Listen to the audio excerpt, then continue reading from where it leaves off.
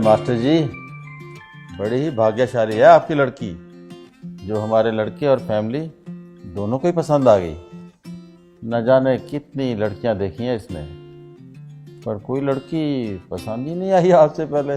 बड़ी ही समझदार और संस्कारों वाली है हमारी बेटी। हमारा बेटा भी किसी मामले में कम नहीं है, लाखों में एक है हमारा लाल। जी, ये तो और भी अच्छी बात है। अजय, मैं तो कहता हूँ ज्यादा सोचने की जरूरत ही नहीं।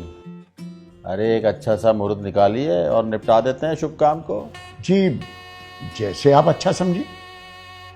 पर शर्मा जी, मेरे हिसाब से बच्चों की राय जान ली जाए तो ठीक रहेगा। अजय, कैसी बातें कर रहे हो मास्टर जी? आप बच्चों की राशि मिलवाइए और हो जाने दीजिए। नहीं अंकल जी, आप लोगों को एक बार हमारी बात सुन लेनी चाहिए। आपकी बात? कैसी बात? हमारी कुछ मांगे हैं। मांगे? मांगे कैसी? माफ कीजिएगा, शायद आप लोगों को मेरी बात बुरी लगे, पर इस रिश्ते को आगे बढ़ाने के लिए आप लोगों को हमें कुछ प्रूफ देने होंगे। प्रूफ? कैसे प्रूफ? हमें आपके बेटे के मेडिकल रिपोर्ट्स चाहिए और आपके बेटे के एजुकेशन और इनकम के प्रूफ चाहिए।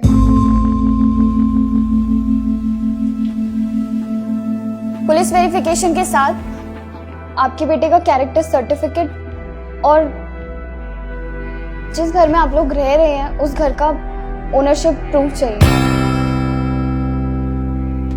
ये सभी प्रूफ देने के बाद फिर चाहे राशि मिले ना मिले, हम इस रिश्ते के लिए तैयार हैं। मास्टर जी, ये सब क्या है? माफ कीजिए शर्मा जी, अगर मेरी बेटी ने कोई गलत बात कह दी हो, पर शर्मा जी, जमाना बहुत तेजी से बदल रहा है। जमाने के साथ साथ संस्कारों को भी चेंज करना होगा, नहीं तो ये रोज रोज तलाक के किस्से आगे बढ़ते चले जा रहे हैं। इनको रोकना बहुत मुश्किल हो जाएगा, बहुत मुश्किल हो जाएगा। अरे वाह, आपकी बातों का मतलब है कि हम झूठे हैं और हमें सच साबित करने के लिए प्रूफ देने होंगे। अरे वाह। सुनो जी, मास्टर जी को भी बात करने का मौका दो। कहिए मास्टर जी, क्या है आपके मन में? शर्मा जी, हम ये नहीं कह रहे कि आप झूठे हैं, पर अगर आप गलत नहीं हैं तो मुझे नहीं लगता कि प्रूफ देने में आपको कोई परेशानी होनी चाहिए। शर्मा जी,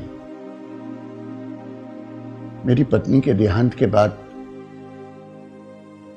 मेरी दोनों बेटियां कभी भी मुझसे एक पल के लिए दूर नहीं हुई।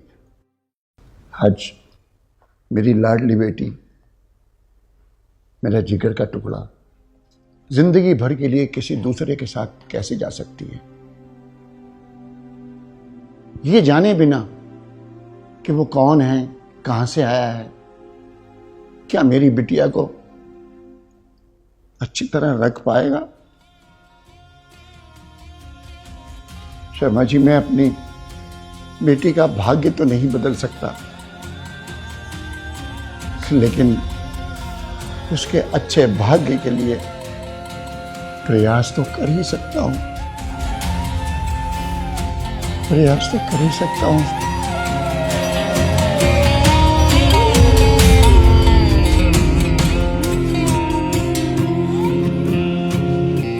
अंकल,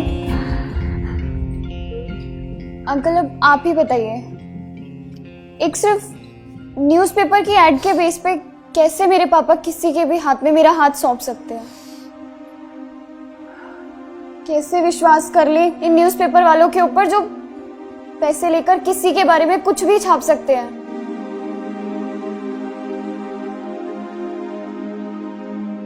अंकल, मैं एक लड़की हूं और शायद आप लोगों को मेरा बोलना अजीब लग रहा होगा,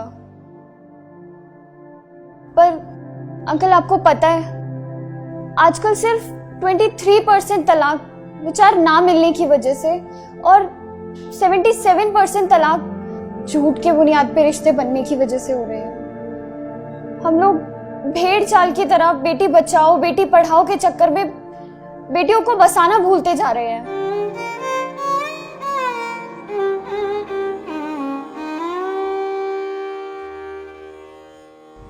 शादी से पहले हम लोग पुलिस स्टेशन, हॉस्पिटल या फिर किसी ऑफिस में जाकर इंक्वायरी करवाने की बजाय पंडितों से राशि मिलवाना जरूरी समझते हैं। सोशल मीडिया पर अपने दिखावे के चक्कर में हम लोग लाखों रुपए सिर्फ और सिर्फ प्री वेडिंग शूट पर ही खर्च कर देने में लगा देते हैं।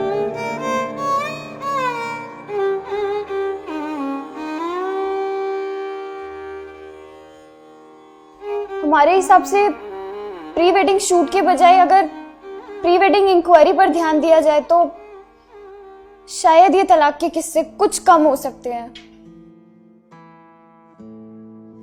और अंकल, हम ये नहीं कह रहे हैं कि लड़के या लड़के वाले ही गलत होते हैं। ताली दोनों हाथों से बजती है। इसलिए आपके प्रूफ लेने से पहले हम आपको वो सारे प्रूफ देना चाहते हैं जो हम लोगों ने आपसे मांगे हैं।